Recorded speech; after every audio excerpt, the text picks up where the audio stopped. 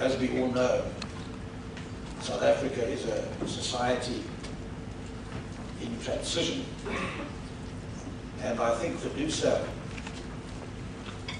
possibly more than any other trade union federation, captures the Rainbow Nation.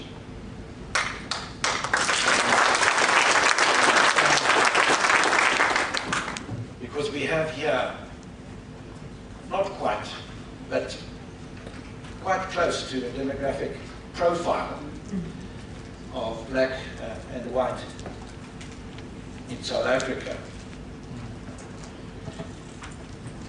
Sometimes we get quite depressed about our future, and forget the journey we have successfully traveled.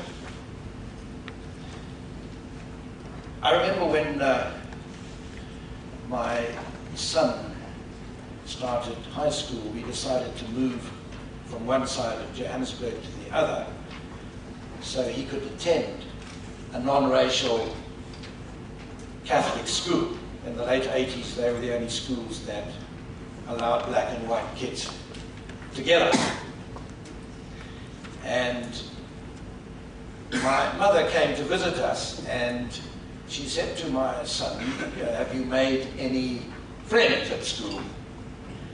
And he said, yes, no, he's made a friend. And so my mother, feeling a little bit anxious because it was a non-racial school, said, what color is he? And he looked at me, and then he looked at my mother, and he said, Omar, I don't know, but I'll have a look tomorrow. I think that there will be a time, just like it's happened in the United States, when we will begin to transcend our racist past. I've been asked to speak about the challenges facing labour in a globalizing Southern Africa, and I'd like to begin with some statistics. I can't do it on that side, but I can do it on this side here. You'll see there are 3 columns here on the global labour force. Now I want you just to have a look at the first column. It's quite extraordinary when you think about it. 760 million workers in China. United States, 145 million. Germany, 41. United Kingdom, 30. France, 27. Italy, 26. South Africa, 17. Now, I mean, the extraordinary thing about it is that China has more workers than the whole of those countries put together. In fact, it has more workers than the whole of the United States and the EU put together. So we are dealing here with an extraordinary shift in the nature of the global labour force. I think what's even more striking, when you take the second column on the cost of labour per worker, that's in US dollars, the differences are even more striking. $729 per annum in China, as against 28,000 in the United States, and the highest, of course, this is adding wages and non-wage benefits. You get the highest in Germany because of the welfare state. So that's the second point, really, is that that in opening up the labour market, we've increased it dramatically, but we've also increased it in a world where competition is increasingly at what people call the China price. But what I found most interesting about these statistics, which were derived from the World Bank, is the third column. When you look at value added, which ultimately is the key to competitiveness, what is the value that's added in the workplace by labor? And it's quite dramatically different. I couldn't get the figures in time for this presentation here for South Africa, but the figures are from '84.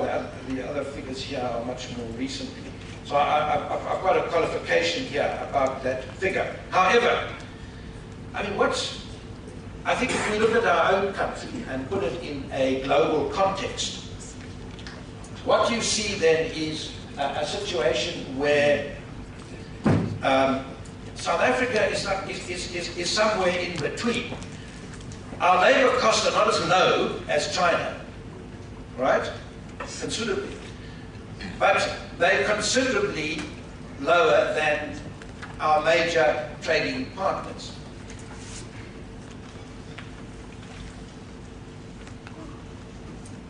I think the key point really I wanted to suggest to you is the way in which the labor market is changing.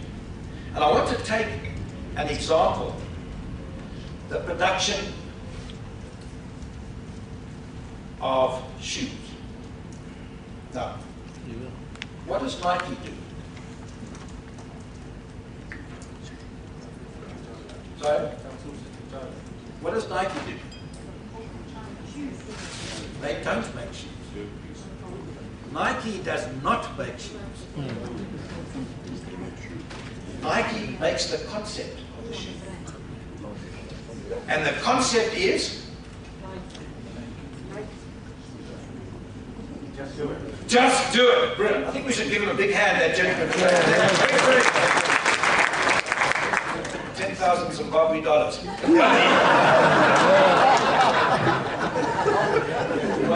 So, you've got, what Nike does is develop the concept of the shoe. And the concept of the shoe is just do it. And the advert, just do it, you have, who's the man associated with that?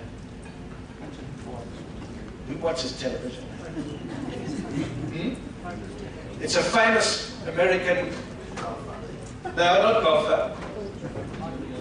Michael Jordan. Michael Jordan, that's it. This is a lively group here.